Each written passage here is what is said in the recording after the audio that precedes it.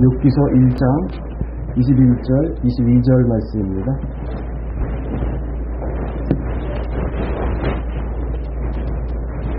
제가 봉독하겠습니다. 21절 가로되 내가 모태에서 적신이 낳았사온즉 또한 적신이 그리로 돌아가올지라 주신 자도 여호와시오 취하신 자도 여호와시오니 여호와의 이름이 찬송을 받으실지니라 하고 이 모든 일에 욥이 범죄치 아니하고 하나님을 향하여 어리석게 원망하지 아니하리라. 이는 하나님의 말씀이니라. 아멘. 이 제목은요, 환난을 이기는 원동력은 평상시에 쌓아가는 것. 환난을 이기는 원동력은 평상시에 쌓아가는 것. 이런 제목으로 이 시간에 말씀을 잠시 상고하겠습니다.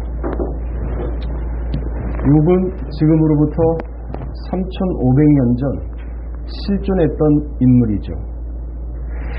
이 실존했던 이 욥의 선택받은 이스라엘 백성은 아닙니다. 부스 땅에 사는 이방인이죠. 그럼에도 불구하고 욥의 신앙을 정확하게 알 수 있는, 신앙의 상태를 정확하게 알 수 있는 구절이 욥기 1장 5절입니다. 1장 5절을 보시게 되면요, 그 마음가짐과 신앙 상태를 알 수 있는데 제가 봉독하겠습니다. 그 잔칫날이 지나면 욥이 그들을 불러다가 성결케 하되 아침에 일어나서 그들의 명수대로 번제를 드렸으니 이는 욥이 말하기를 혹시 내 아들들이 죄를 범하여 마음으로 하나님을 배반하였을까 하니라. 욥의 행사가 항상 이러하였더라. 4절을 보시게 되면요, 아들들이 이제 그 생일날, 각자의 생일날이 이제 닥치게 되면은 자기 형제들, 남자 7과 여자 3이죠. 10남매를 다 모아서 생일 잔치할 때 먹고 마시고, 그러고 난 후에 그 잔치가 끝나면은 욥이 그들을 불러다가 그들을 성결케 했다고 했습니다. 그러면서 뭐라고 얘기하고 있냐면은 잔치 도중에 혹시라도 마음으로라도 하나님께 죄를 범한 것이 아닌가. 내가 이렇게 먹고 사는 거, 이게 잘 먹고 잘 사는 게 우리 아버지가 부유해서 이렇게 존경받고 이래서 먹고 사는 거야. 혹시 이러한 마음으로라도 죄를 범해서 하나님을 배반하지 않았을까? 그게 두려워가지고 잔치가 끝나면 아들들을 다 불러다가 그 명수대로 하나님께 제사를 지냈대요. 욥의 행사가 항상 이러하였더라. 욥의 마음가짐과 신앙의 상태를 엿볼 수가 있는 거죠.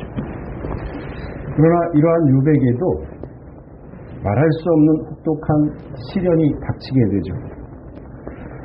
이 욥의 시험은요, 사단이 밀가붙듯 하는 시험이었습니다. 욥기 1장 6절에 보시면요, 그 바로 옆장에 있죠. 하루는 하나님의 아들들이 와서 여호와 앞에 섰고 사단도 그들 가운데 왔는지라 그랬습니다.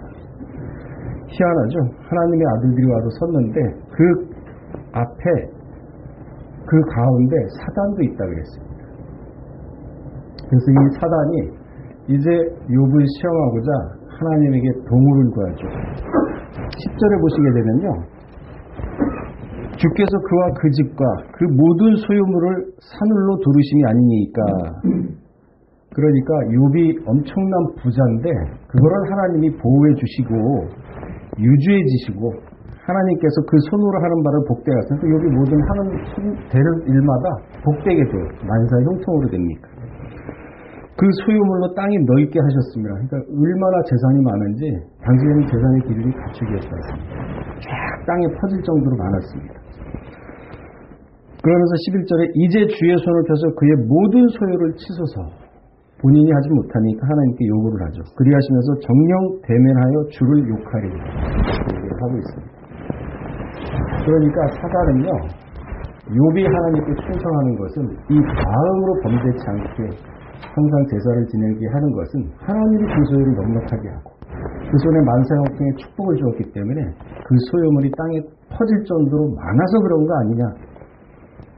한마디로 해서 욥의 하나님께 충성하고 하나님의 믿음을 갖는 것은 소유 때문에 갖는 거라고 사단은 지금 판단을 하고 있습니다. 그러자 12절에 뭐라 그랬습니까? 여호와께서 사단에게 이르시되 내가 그 소유물을 다 내 손에 붙이노라. 그러니까 마귀 너한테 주겠다 이거예요. 단 내 손에 그의 몸에는 내 손을 대지 말라. 사단이 여호와 앞에서 물러가니라 그랬거든요. 이 사단이 이제 욥을 환난을 주는데 진짜 정신 못 차릴 정도로 환난을 주죠. 욥기 1장 14절에서 18절에 보게 되면요. 욥이 와서 고하되 소는 밭을 가리고 나귀는 그 곁에서 풀을 먹는데 굉장히 평화로운 상태였어요. 스밧 사람이 갑자기 그것을 빼앗아 칼로 종을 죽였나이다. 나만 홀로 피함으로 주님께 구하러 왔나이다. 그런데 16절에 오면 그가 아직 말할 때 우리가 환난을 당하게 되면 그 환난이 어느 정도 진정이 되고 그리고 마음을 추스리고 그래 시간이 지났으니까 세월이 약이라 그랬는데 좀 이제 진정이 됐다. 그러라도 또 다른 환난이 오게 되면은 이걸 어떻게 처리할까 이런 대비책이라도 있을 텐데 16절은 그가 아직 말할 때 또 한 사람이 와서 하나님 불이 하늘에서 내려와 양과 종을 살라버렸나이다. 나만 홀로 피함으로 주님께 구하러 왔나이다 했는데 17절에 그가 아직 말할 때 환난이 연이어오는 것을 볼 수 있습니다. 그가 아직 말할 때 여러분이 반복되고 있는 것으로와 연속적인 비보였던 것을 알 수가 있죠. 이 환난을 겪는 동안에 10남매, 남자 7과 여자 3, 10남매가 하루아침에 돌풍으로 인해서 다 죽어버리죠. 그리고 양이 7,000마리, 약대가 500개월입니다. 그리고 소 500마리와 암나귀와 많은 종들이 죽었다 그랬습니다. 이분 순식간에 알거지가 된 것입니다. 그리고 자신의 몸에도 종기가 났기 때문에 온몸에 종기가 났기 때문에 정상적인 생활을 하지 못하고 있었죠. 여기에 더해서 그의 친구들은 와가지고 진정한 위로의 말씀이 아니라 위로의 말씀을 빙자한 조롱과 비방을 하게 되죠. 일반인 같았으면 그 정도 됐으면 내가 다 잃어버렸다 이러고 내가 가진 것도 없다. 그래 너는 와가지고 나한테 친구라는 사람이 그렇게 말할 수가 있느냐 하면서 격하게 주먹부터 나가지 않았을까요? 안 본다 하면서. 그러나 욥은요 오늘 본문 말씀처럼 마음으로 죄를 짓지 않았다 그랬습니다. 마음으로. 욥기 1장 21절에서 22절 있지 않습니까? 내가 모태에서 적신, 그러니까 붉은 몸으로 나왔다는 얘기죠. 또 우리가 다 어머니 뱃속에서 나올 때는 붉은 몸으로 나오지 않습니까? 또한 적신으로 그리로 돌아가올지라 그러면서 주신 자도 여호와시오. 하나님께서 주셨다니 와가지고 속옷 하나라도 건졌지 않았느냐. 그러니 그걸 취해 가시는 것도 여호와시오니 여호와의 이름이 찬송을 받으실지어다 그랬습니다. 그러면서 이 모든 일에 욥이 범죄치 아니하고 하나님을 향하여 어리석게 원망하지 아니하리라. 죽음보다 더한 환난 속에서도 순간적으로나마 하나님 원망하지 않고 그리고 마음으로 또한 입으로 죄를 짓지 않았다고 분명히 얘기를 하고 있습니다. 3,500여 절의 실존 인물이.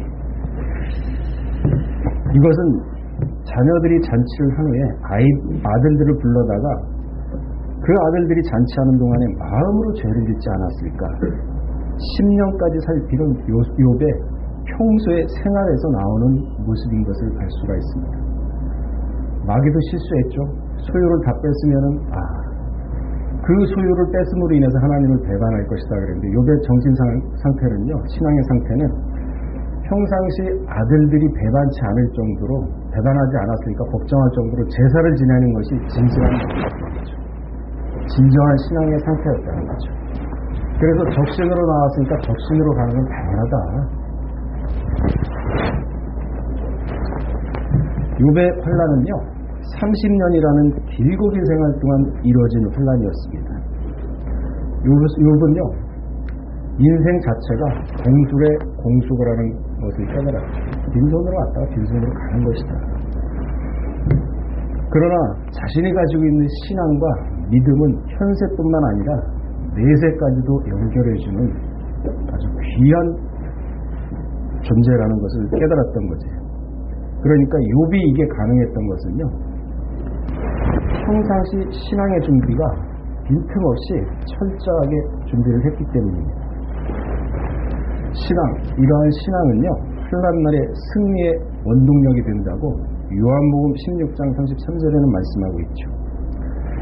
세상에서 환난을 만나나 담대하라. 세상을 이겨노라. 시경에 보면은 이런 말이 있습니다. 춘추시대 이제 시경, 시를 갖다 모아놓은 책자인데요. 상제께서 너에게 임하고 있으니 두 마음을 품지 말아라. 이 사람들은 기독교하고 상관없는 사람입니다. 이게 서인들의 지혜를 적어놓은 건데 거기에 나오는 말입니다. 상제께서 너에게 임하고 있으니 두 마음을 품지 마라. 또 이르기를 두 마음을 품지 말고 근심 말고 상제께서 임하여 계신다 하면서 두 번 반복하는 것을 볼 수가 있습니다.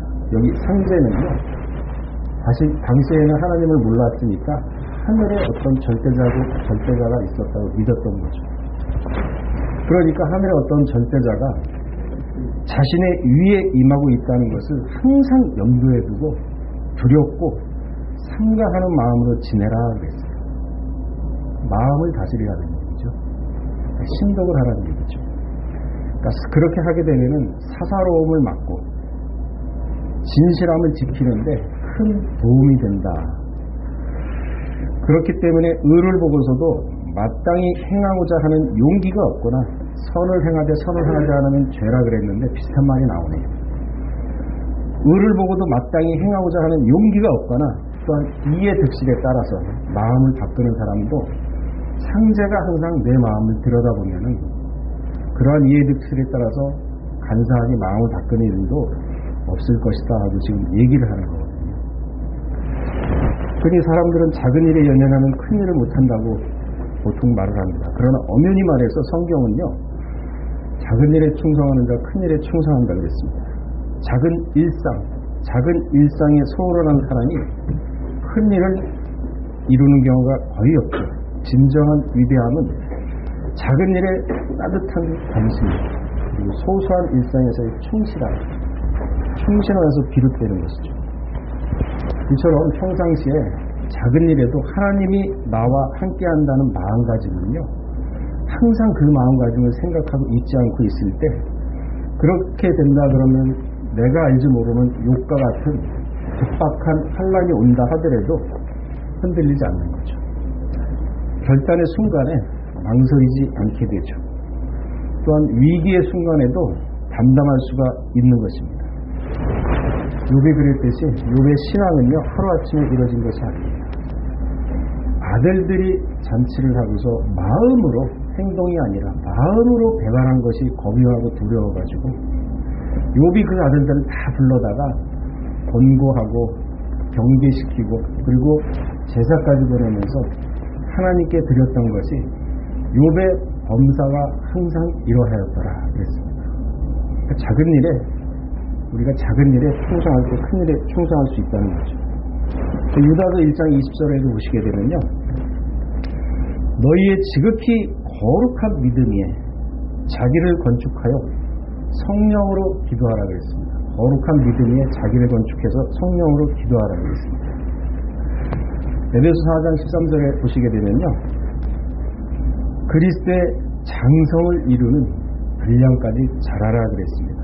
그러니까 평상시에 욥처럼 평상시에 이러한 마음가짐이나 이런 것이 없으면 어떻게 거룩한 믿음의 자세를 건축할 수가 있겠습니까? 할 수가 없죠. 평상시에 하루하루 믿음으로 벽돌 싸듯이 쌓아갈 때 당시에는 느낄 수 없지만은 시간이 지나면은 내 시간이 지나 돌아보게 되면 내가 이 정도 성장을 했구나 하고 자신을 돌아볼 수가 있는 것입니다. 노아 역시도 하나님 앞에서 은혜를 찾았다고 했습니다. 그러니까 일상생활에서 평범한 삶 속에서 하나님의 은혜를 찾은 것입니다. 이처럼 신앙의 담대함은요, 그 시작은 일상의 평범하고 소소한 작은 일들에서 시작이 되는 것입니다. 오늘 욥을 통해서 이 안정계 본부 임원단이 하루를 살아갈 때 작다고 무시하지 말고 그 작은 것에서 나름대로의 의미를 부여하고 해석하면서 하나라도 배운다 그러면 그 하나라도 배운 모든 것들이 시간이 지나서 쌓아갈 때는 믿음으로 장성한 분량을 이루게 되는 것이죠.